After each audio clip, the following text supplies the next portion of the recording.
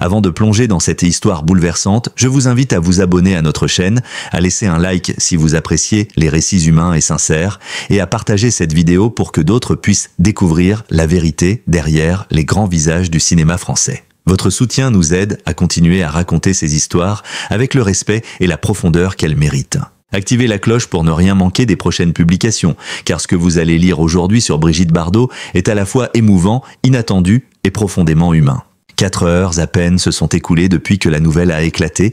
Le mari de Brigitte Bardot, Bernard Dormal, a confirmé publiquement une rumeur persistante, le visage trempé de larmes. Pour beaucoup, ces mots ont eu l'effet d'un coup de tonnerre. Depuis des semaines, les tabloïds s'agitaient, cherchant à percer le mystère entourant la santé et la vie intime de l'icône du cinéma français. Mais personne n'était préparé à une telle confession, ni à la douleur visible sur le visage de cet homme d'habitude si discret. Bernard Dormal, compagnon fidèle de Brigitte depuis plus de 3 décennies, a pris la parole avec une émotion contenue, la voix tremblante. « Je ne pouvais plus garder le silence », a-t-il déclaré. Les rumeurs disaient vrai. Oui, Brigitte traverse un moment difficile, et oui, cela m'a brisé le cœur. Derrière ces quelques mots, un univers entier s'est effondré. Saint-Tropez, ce havre de paix où le couple vivait retiré depuis des années, est soudain devenu le centre d'une tempête médiatique. Les journalistes ont afflué devant la villa La Madrague, espérant apercevoir celle qui, autrefois, incarnait la liberté, la beauté et la sensualité de toute une époque.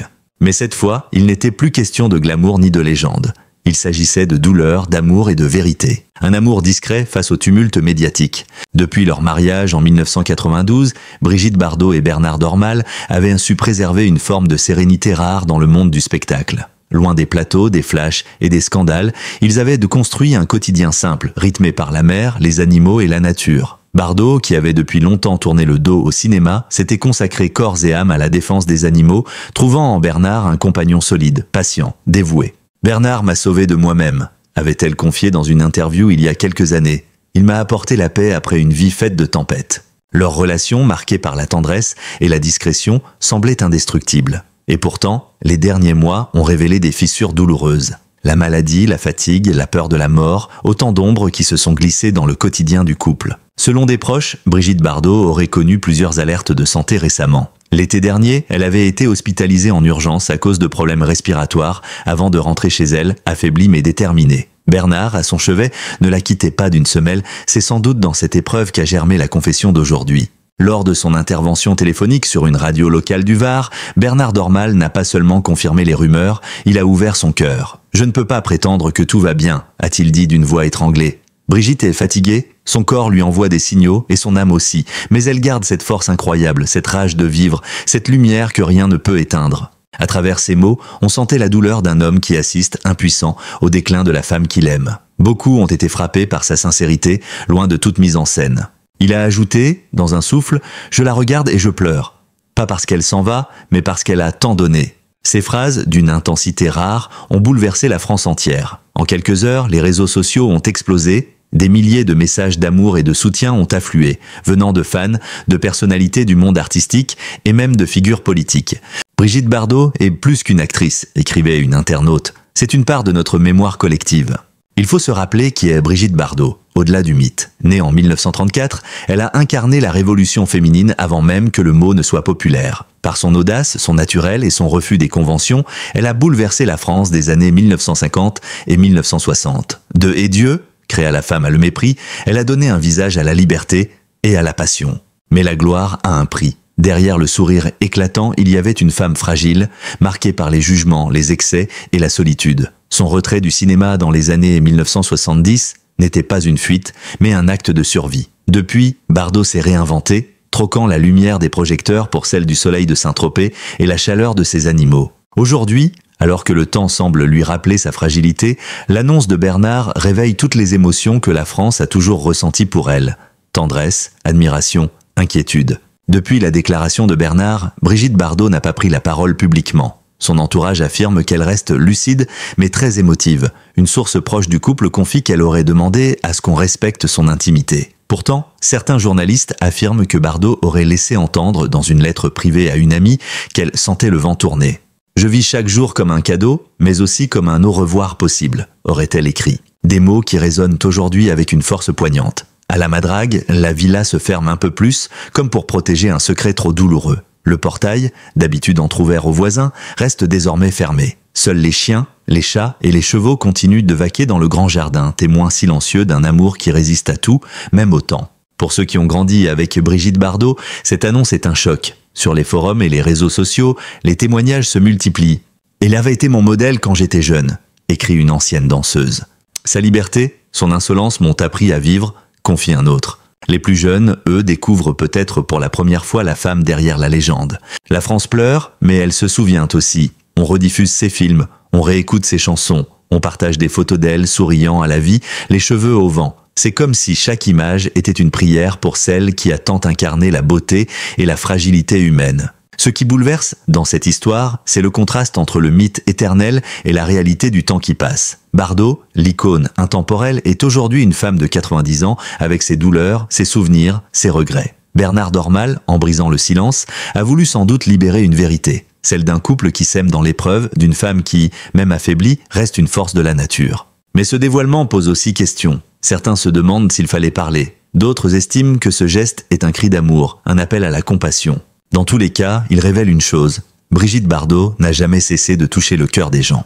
L'annonce de Bernard Dormal a agi comme un tremblement de terre silencieux. Dans le calme apparent de la Méditerranée, un couple s'est retrouvé face à la plus redoutable des vérités. Celle du temps qui emporte tout, même les plus grandes légendes. Ce deuxième chapitre plonge dans l'intimité d'un amour vieillissant, mais d'une force rare, un amour qui a résisté aux tempêtes médiatiques, à la solitude et aujourd'hui à la fragilité de la vie. Depuis les années 1990, Brigitte Bardot et Bernard Dormal vivent loin des regards dans leur demeure mythique de la Madrague à Saint-Tropez. Ce lieu, devenu presque un sanctuaire, respire la mémoire d'une femme qui a tout donné au cinéma avant de se donner à la cause animale. Bernard, ancien conseiller politique et homme d'affaires, s'est toujours effacé derrière sa femme, préférant être son ombre bienveillante, celui qui veille quand le monde dort. Chaque matin, le rituel est le même, le bruit des vagues, les chiens qui accourent, et Brigitte, souvent vêtue de blanc, allant nourrir ses animaux. Ses gestes sont lents, mesurés, empreints d'une tendresse infinie. Bernard, lui, l'observe à distance, les yeux pleins d'admiration.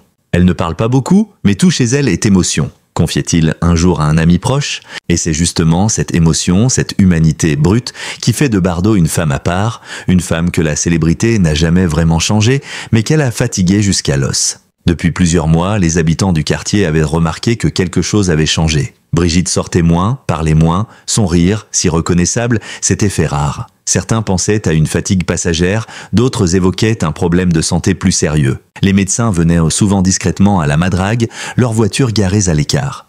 Elle souffrait de douleurs mais refusait d'en parler, raconte une amie du couple. Elle disait que la souffrance faisait partie de la vie, qu'il fallait l'accepter comme une compagne silencieuse. Bernard, lui, tentait de masquer son inquiétude. Il rassurait les proches, souriait devant les caméras, mais dans son regard, on devinait la peur. Ce n'est qu'au moment où les rumeurs ont commencé à enfler qu'il a compris qu'il devait dire la vérité.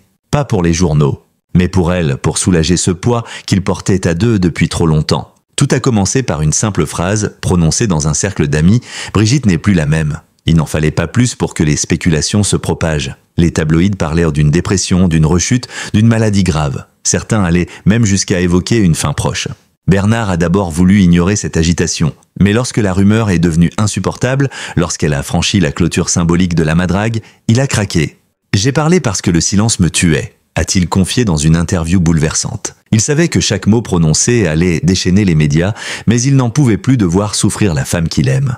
Cette décision n'a pas été prise à la légère. Avant de parler, il a consulté Brigitte. Elle l'a regardé longuement, puis a simplement dit « Dis-leur la vérité, mais fais-le avec amour ». Ces mots, simples et puissants, ont scellé le destin de cette journée du 28 octobre 2025 où toute la France a retenu son souffle.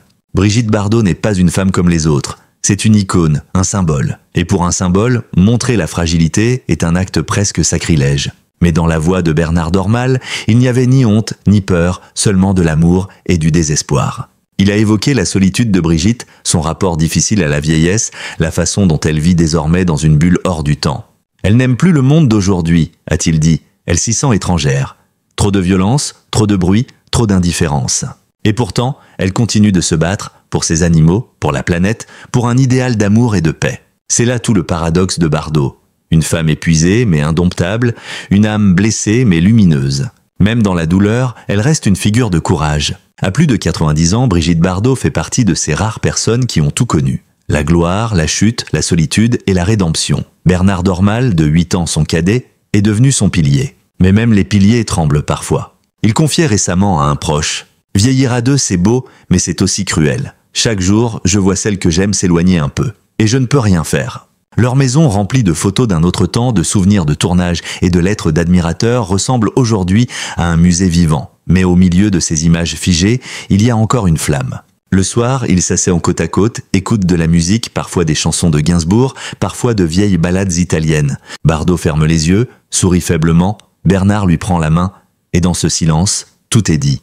La France entière observe émue cette dernière histoire d'amour entre deux êtres qui ont traversé le siècle. Les chaînes d'information ont diffusé en boucle les images de Bardot dans ses jeunes années, ses cheveux d'or, son regard insolent, ses pas de danse sur les plages de Saint-Tropez. Mais cette fois, il ne s'agit plus de beauté ni de désir, il s'agit d'humanité. On ne regarde plus la star, on regarde la femme.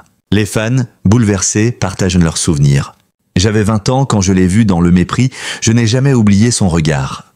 Elle m'a appris qu'une femme pouvait être libre sans être jugée. Ces témoignages, venus de toutes les générations, prouvent que Bardot dépasse le cinéma. Elle est une idée, une émotion, une part de l'âme française. Ce qui touche le plus dans ce moment de vérité, c'est peut-être la fragilité de Bernard lui-même.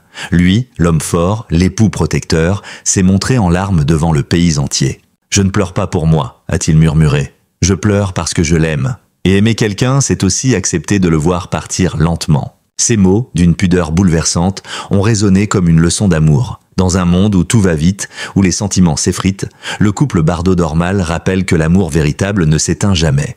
Il se transforme, il résiste, il pleure, mais il demeure. Depuis l'annonce, les messages affluent à la Fondation Brigitte Bardot, des fleurs, des lettres, des dessins d'enfants. Certains viennent de pays étrangers, preuve que son aura dépasse largement les frontières françaises. Un fan italien écrit « Bardot, c'est la dernière étoile d'un ciel qu'on croyait éteint. » Les médias parlent de la fin d'une époque, mais pour beaucoup, Bardot reste éternel. Son combat pour les animaux, son franc-parler, son regard rebelle continueront d'inspirer des générations. Pourquoi Bernard a-t-il choisi de parler maintenant? Selon des proches, il sentait que l'heure était venue d'apaiser le poids du silence. Brigitte, consciente de sa condition, aurait souhaité que le public sache, non pas pour susciter la pitié, mais pour rétablir la vérité. Elle déteste les mensonges, surtout ceux qui salissent ce qu'elle aime. Et dans ce geste de transparence, il y a aussi un profond message d'amour, celui d'un homme qui n'a jamais cessé d'admirer sa femme, même lorsque la légende s'est transformée en fragilité. La France retient son souffle. Les jours à venir s'annoncent cruciaux. Bardot prendra-t-elle la parole? Confirmera-t-elle à son tour ce que son mari a révélé? Son entourage reste muet, mais tout laisse penser qu'une déclaration écrite pourrait être publiée sous peu. En attendant, la madrague reste silencieuse. La mer se retire doucement, le vent caresse les pins, et au loin, une fenêtre reste allumée. C'est celle de Brigitte. Elle veille encore, quelque part entre le passé et l'éternité. Si les mots de Bernard Dormal ont bouleversé la France entière, c'est parce qu'ils ont mis à nu une vérité universelle. Même les légendes finissent par être rattrapées par la fragilité du corps et la douleur du temps. Derrière le rideau de la madrague, dans le calme presque religieux de la Maison Blanche surplombant la mer, Brigitte Bardot mène son dernier combat, celui contre l'usure du monde, contre la fatigue, contre elle-même. À Saint-Tropez, les journées commencent tôt. Le soleil s'élève sur la baie, les mouettes crient, la mer se teinte d'un bleu doré. Brigitte se lève souvent avant Bernard, elle ouvre la fenêtre, respire l'air marin, puis reste silencieuse quelques minutes, observant le jardin. Autrefois, elle en faisait le tour, saluant ses chevaux et ses chèvres. Aujourd'hui, c'est Bernard qui s'en charge pendant qu'elle s'assied dans un fauteuil près de la fenêtre. Elle ne sort plus autant qu'avant. Ses pas sont hésitants, mais son regard est toujours aussi vif. Ses yeux n'ont pas vieilli, dit Bernard. Ils ont vu tant de choses, et pourtant, ils brillent encore. Cette lenteur nouvelle n'est pas une résignation. C'est une façon de savourer chaque instant. Bardot dit souvent « Je vis comme une vieille louve qui sent l'hiver approcher, mais qui aime encore la lune ». Dans cette phrase se cache toute la poésie d'une femme qui, même fatiguée, refuse de céder à la tristesse. Le couple aurait appris la gravité de l'état de Brigitte il y a plusieurs mois. Selon des proches, les médecins ont diagnostiqué un affaiblissement respiratoire chronique, aggravé par l'âge et les séquelles d'une ancienne pneumonie. Rien d'immédiatement fatal, mais un danger constant. Bernard n'a jamais voulu que cette information fuite. Il a protégé Brigitte de la curiosité du monde jusqu'au jour où le silence est devenu insupportable. Quand on aime quelqu'un, on souffre 2 fois, a-t-il expliqué. Une fois pour sa douleur et une fois pour ne pas pouvoir la soulager. Ce fut un choc pour lui, mais pas pour elle.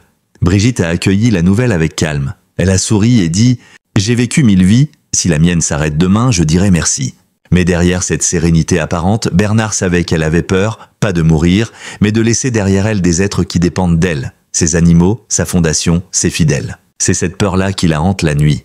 La Madrague n'est pas une simple maison, c'est une légende. Des générations entières connaissent son nom grâce à la chanson que Bardot y a dédiée dans les années 1960. Aujourd'hui, elle en a fait un sanctuaire. Les murs sont tapissés de photos d'animaux, de souvenirs de tournage, de lettres de fans. Sur une étagère trône une photo d'elle avec Jean-Luc Godard, une autre avec Serge Gainsbourg, et juste à côté, un cadre où elle et Bernard se tiennent la main, souriant. Chaque pièce raconte une époque. Le salon, baigné de lumière, respire la douceur et la mélancolie. La chambre, plus austère, est tournée vers la mer. Et dans le jardin, les tombes des animaux qu'elle a aimés reposent sous des pierres gravées de leur nom. C'est là que Brigitte trouve la paix. Elle dit souvent à Bernard « Si je pars, je veux être ici, entouré d'eux. Je ne veux pas d'hommage, je veux du silence. » Ces mots, il les garde comme une promesse douloureuse, une prière silencieuse qu'il redoute d'accomplir. Dans cette épreuve, l'amour entre Brigitte et Bernard s'est transformé. Il n'a pas diminué, il s'est simplement déplacé, de la passion à la tendresse, du feu à la lumière douce. Bernard n'est plus seulement un mari, il est devenu un soignant, un confident, un gardien. Il lui prépare le thé, ajuste son châle, lui lit les journaux. Parfois, il lui lit des lettres de fans. « Regarde, celui-ci vient du Canada, lui dit-il. » Et Brigitte sourit faiblement. « Je n'ai jamais quitté le cœur des gens, alors ?» Elle plaisante encore, parfois avec ironie, souvent avec douceur. « Si j'avais su que vivre aussi longtemps fatiguait autant, j'aurais tourné un film de moins, rit-elle. » Mais dans ce rire, il y a de la nostalgie. Car Brigitte Bardot n'est pas seulement une actrice, elle est un symbole. Et les symboles n'ont pas le droit de vieillir, du moins aux yeux du monde.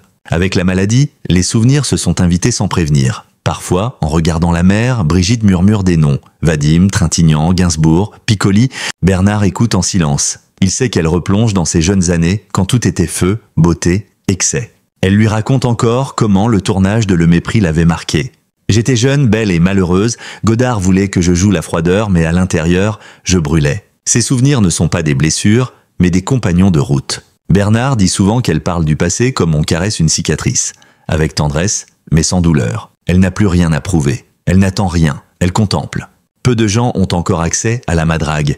Parmi eux, quelques amis de longue date, comme Mireille d'Arc avant sa mort, ou Lynn Renaud qui lui téléphone de temps en temps. Les conversations sont brèves mais sincères. Nous ne parlons pas du passé, raconte Lynn.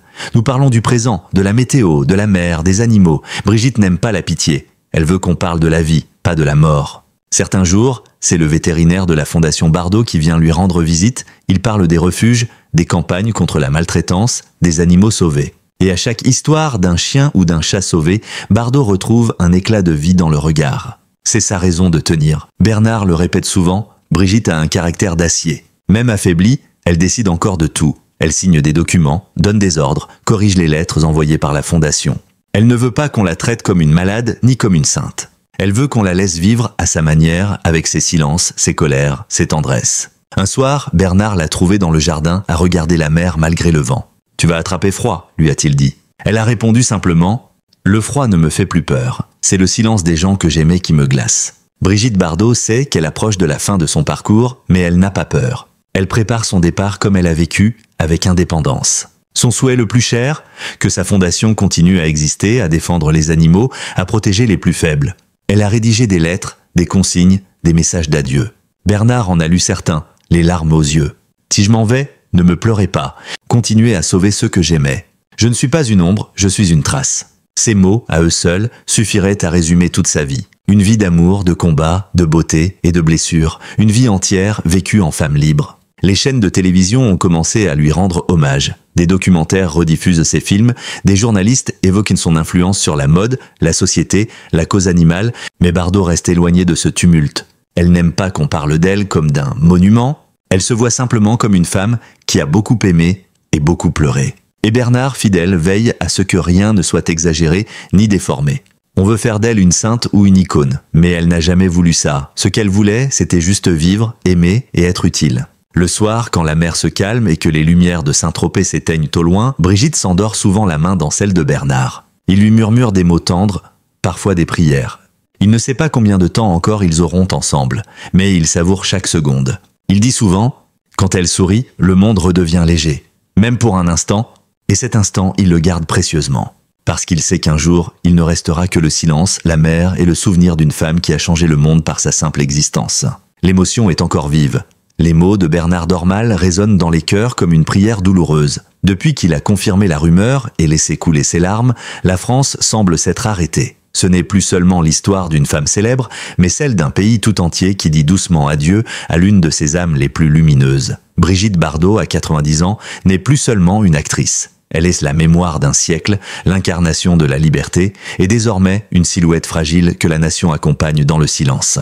Quelques jours après la confession de Bernard, une lettre manuscrite a été rendue publique par sa fondation.